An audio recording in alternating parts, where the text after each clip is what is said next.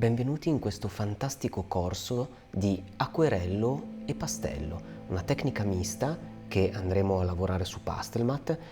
Non importa che tipo di acquerelli o pastelli abbiate, vanno bene tutti. In descrizione vi darò comunque gli elenchi dei materiali che ho utilizzato io.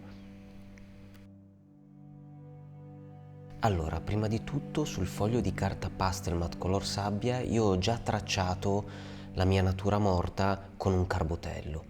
Inizio subito con gli acquerelli a stendere quello che è il colore dello sfondo, quindi ho usato un nero che però ho sporcato con alcuni verdi.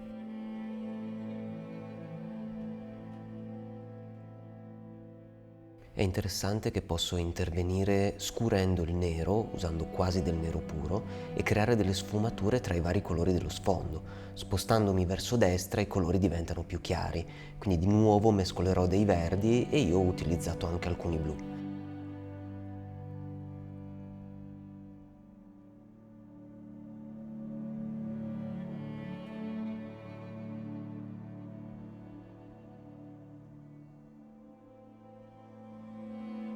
Una volta fatto questo lavoro con della carta tampono e quindi rimuovo un po' del colore in eccesso che è colato.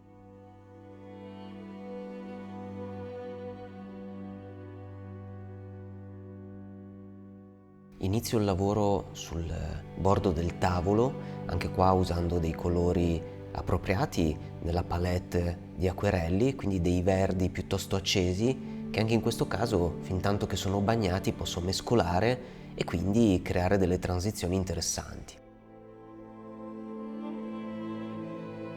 Inizio poi a lavorare un po' alle le ombre dell'uva e le ombre dei vari oggetti che naturalmente hanno dei colori un po' più scuri.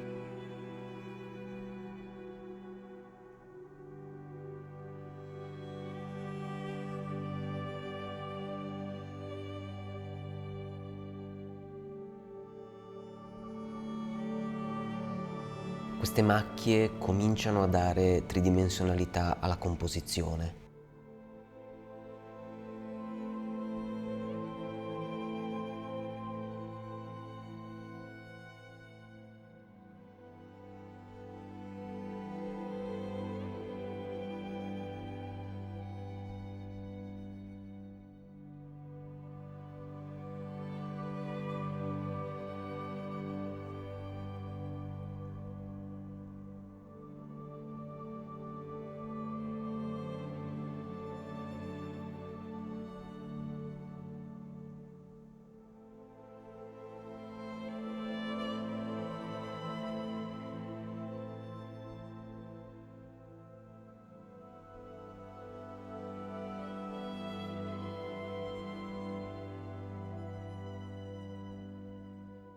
Ok, adesso comincio a lavorare all'uva, anche qua con un colore di base piuttosto verdastro, un verde molto luminoso e tendente al turchese.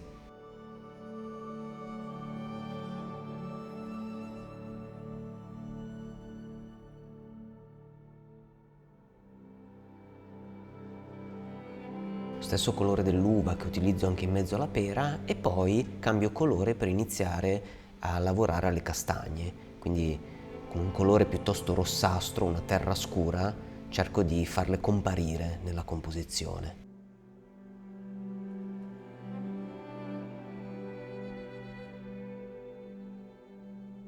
Sfrutto lo stesso colore per l'ombra rossastra della pera e per tutti gli altri punti dove compaiono colori simili.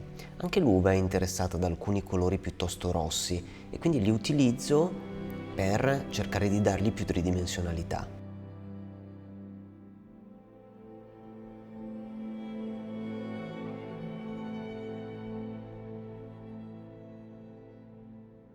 Allora, comincio finalmente a lavorare alla brocca e rimango sorpreso di questo bianco così luminoso.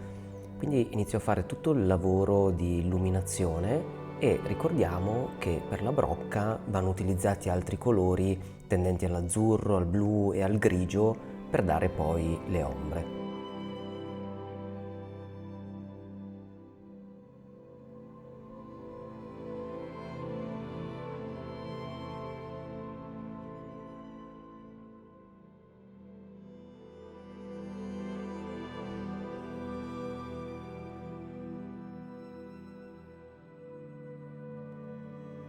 finalmente un bel rosso da utilizzare sulla pera.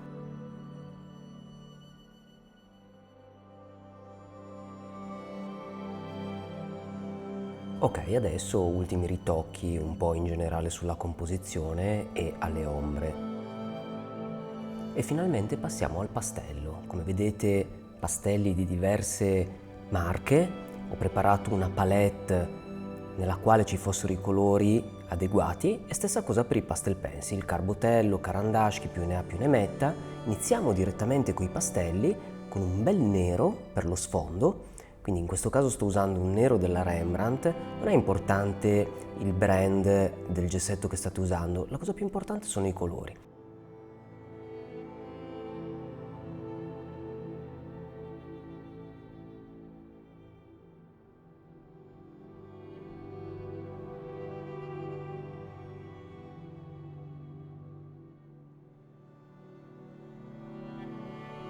Adesso qui divertitevi con i vostri pastelli morbidi. Io sto usando il nero, vedete, con diverse pressioni, perché nel centro inizio ad aggiungere anche del blu. Poi aggiungerò del verde e del grigio per creare questo sfondo che da una parte è molto oscuro e muovendosi verso destra prende una certa luminosità. Tutto molto pittorico, il lavoro è bellissimo e divertentissimo.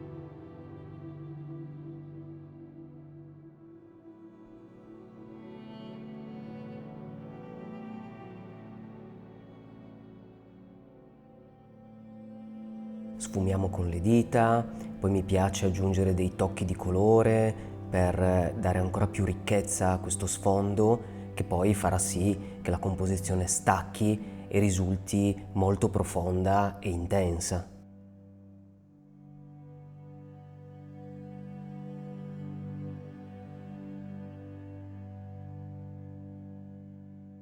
E qui finalmente iniziamo a lavorare alla caraffa. Io parto da un gessetto scuro, tra l'altro una terra bruna piuttosto rossastra, per queste ombre molto scure che sono sulla caraffa nella parte di destra.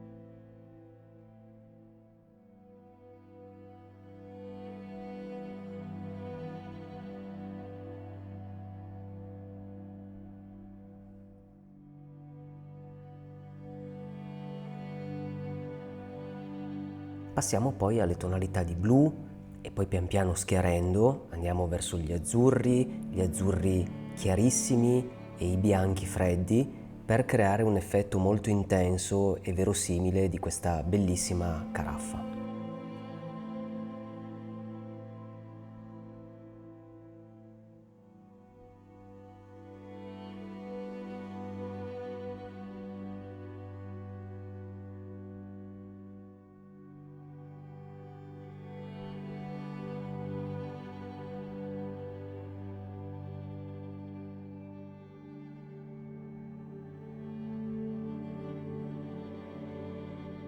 Ecco, per quest'ombra obliqua ho deciso di utilizzare anche qualche grigio, sempre piuttosto freddo, ma un grigio che crei un'ombra interessante.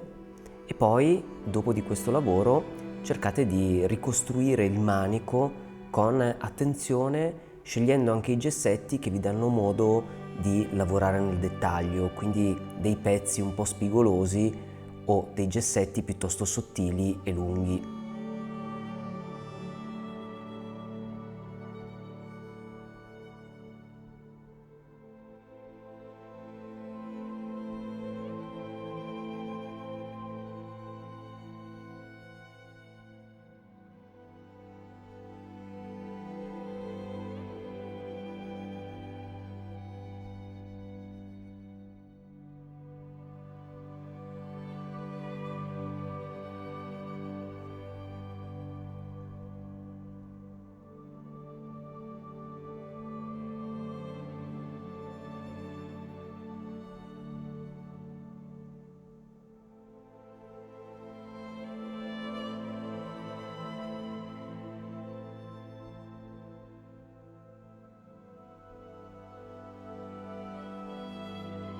Ora iniziamo a lavorare all'uva.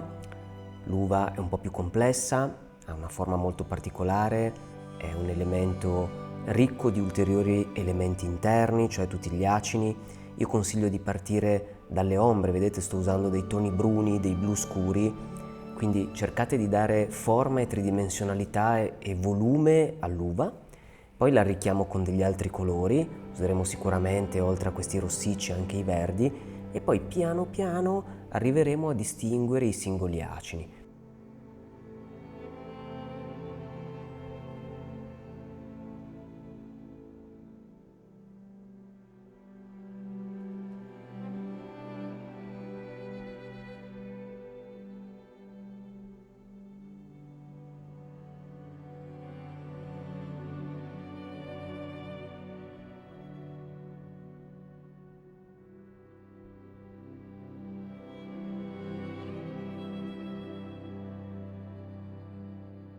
Ecco, da questo momento con un pezzo di gessetto verde cerco di dare un po' più forma agli acini, quindi fare in modo che l'uva sia più riconoscibile. Ricordatevi che ho in serbo anche un lavoro di fino con i pastel pencil, oltre che con i pastelli morbidi, quindi più avanti avremo modo di essere ancora più precisi e dettagliati per rendere l'effetto dell'uva adagiata sul tavolo.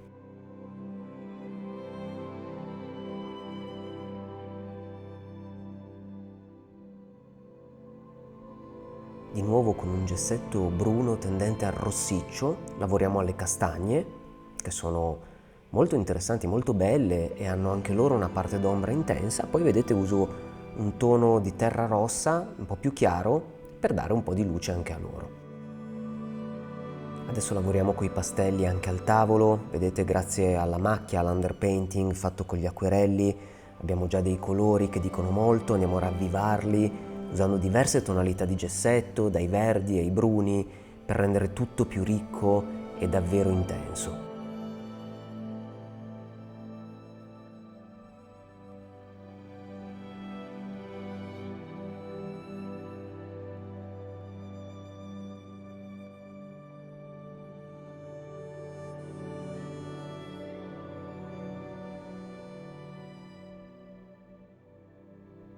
Con questo stupendo pastello verde beriglio diamo la luce sopra il piano del tavolo, mischiato con altri verdi, quindi dei colori molto interessanti, anche diversi dai colori più comunemente usati per creare questa tridimensionalità e lavorare nel dettaglio al tavolo.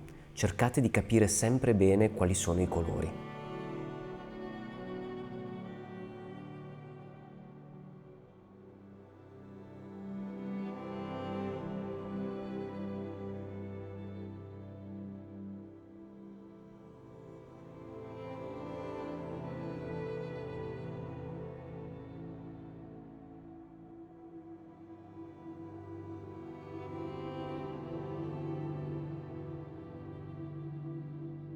Lavoriamo anche alla pera più nel dettaglio, cerchiamo di darle colore. La pera contiene tanti colori, quindi tornano alcune delle tonalità che abbiamo già usato e alla fine il lavoro sarà fantastico perché aggiungiamo anche la luce centrale, lavoriamo un po' più di fino sul picciuolo, vedete l'effetto poi comincia a diventare sbalorditivo.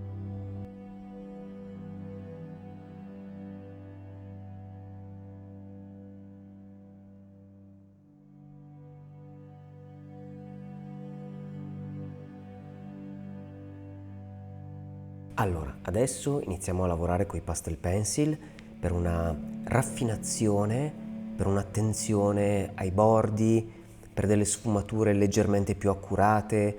Vi garantisco che l'effetto rimarrà molto pittorico e non si impoverirà il dipinto, anzi si arricchirà perché riuscirete a ottenere un effetto fantastico grazie all'uso dei pastel pencil che andranno alternati ai pastelli.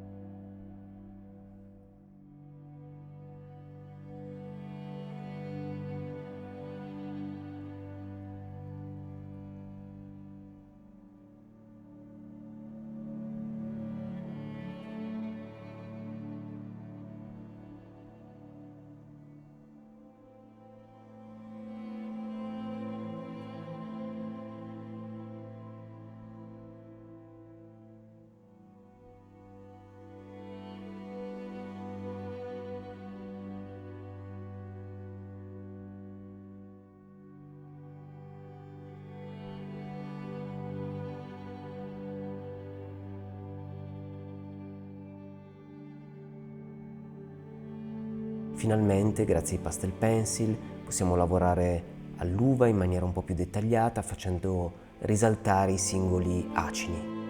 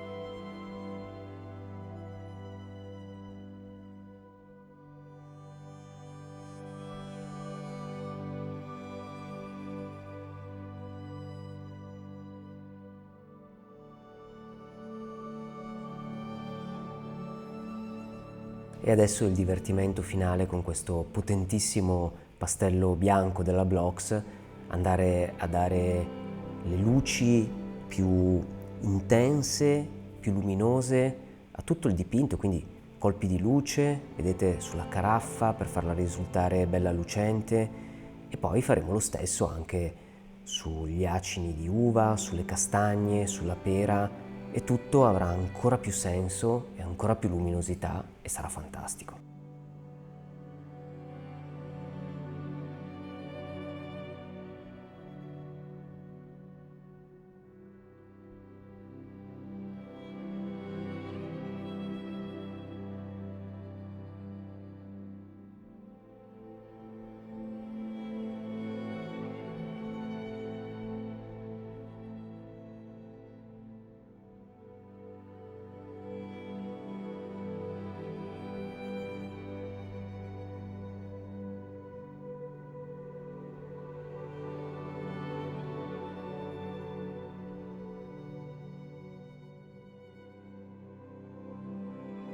Mi piace fare dei ritocchi finali con diversi pastelli e lascio giudicare a voi il risultato finale sperando che vi piaccia.